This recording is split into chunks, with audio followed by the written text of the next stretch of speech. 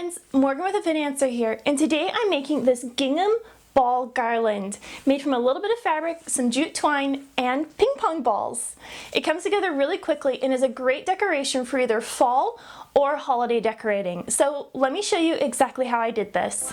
The supplies you'll need to make this ball garland include 1 yard of 100% cotton fabric. I've chosen a gingham pattern here, but a plaid or check pattern would also be really beautiful. I'm also using jute twine and ping pong balls. So I originally thought I would use foam balls to put inside here, but turns out that cost can add up really quickly and ping pong balls are a much cheaper alternative. So I got these off Amazon for really inexpensive, and I'll have that link below.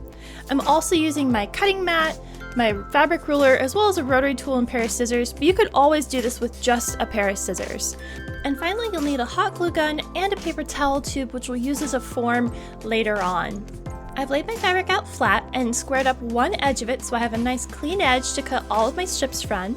And I'm going to be cutting the strips the entire width of the fabric, which is 44 inches. And that's going to give me a little bit more length than my 1 yard that I purchased. So I want to cut strips wide enough that can wrap all the way around the ping pong ball, plus a little extra so I have a place to glue it.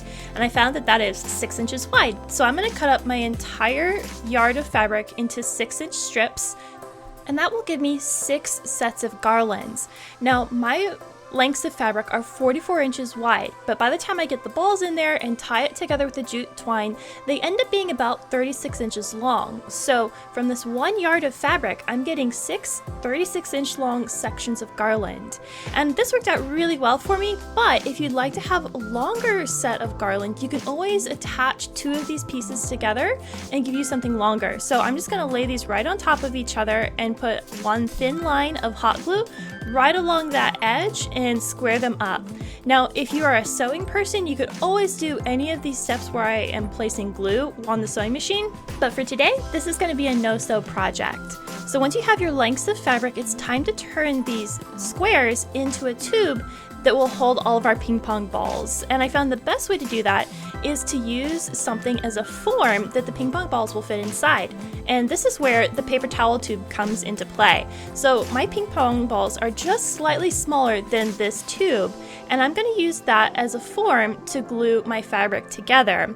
Starting at one end of my strip, I'm loosely going to wrap the fabric around the pipe, and I want to make sure that I keep the pipe square to the fabric so it doesn't get wonky later on as I go down the strip. So once I've got that wrapped around, I'm going to put a thin line of hot glue right along the edge of that fabric, and I found it was best to hold the fabric down with my thumb.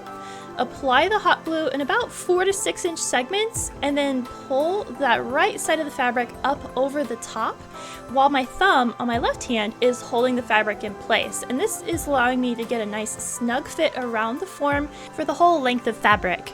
So once you've got it all into a tube, I'm going to start adding in my ping pong balls. I found it was easier to add a couple right here at the beginning, and then I'm not having to shuffle them all the way from the end of my tube once I close up this end. So for the beginning of my garland, I'm going to take a 12-inch section of twine, fold it in half, and apply it into a little bit of hot glue right along the edge of my fabric. And then I'm going to take that fabric and crimp it up right around that hot glue to secure the two together. Now I'm going to come back and finish this once I've got both ends done, so hang tight and I'll show you how to make this look pretty in just a moment. Until then, I'm going to shimmy my ping pong balls all the way to the end and then pre-cut 8-inch segments of twine. You're going to want several of these on hand so you can just pick them up once we start tying these between the ping pong balls. With 2 ping pong balls right next to each other, I'm going to grab the fabric on either side and twist them 180 degrees, and that's going to give me a really consistent twist.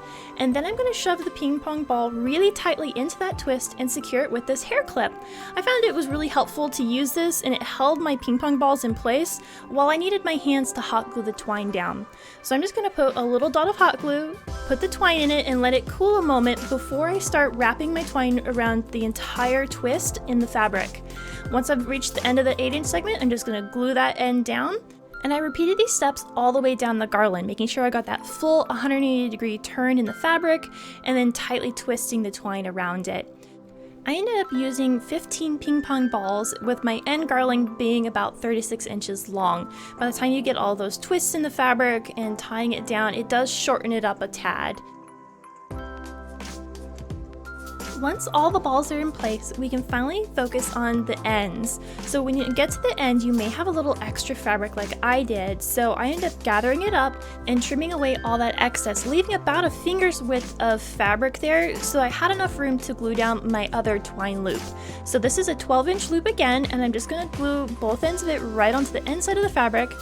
And then to make sure the fabric is snug against my last ball, I'm going to put a little hot glue directly onto that ball and twist the fabric really tightly, and that'll ensure that it looks snug just like the beginning did.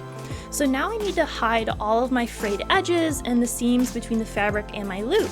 So I'm going to put a little dot of hot glue right next to where the ping pong ball stops and tightly wrap around twine. And I'm going to keep wrapping until I get about an inch away from that ping pong ball, and that will secure the frayed edges of the fabric in place, and then I'll work my way back and forth until I'm satisfied that you can't see any of the fabric poking through the twine and it's nice and smooth. So I'm going to wrap it all the way back to right against the ping pong ball and secure the end of the twine with a little bit more hot glue.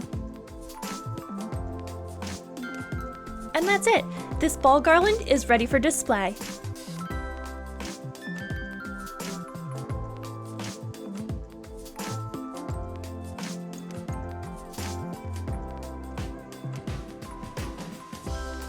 I hope you found today's project helpful for your fall or holiday decorating season.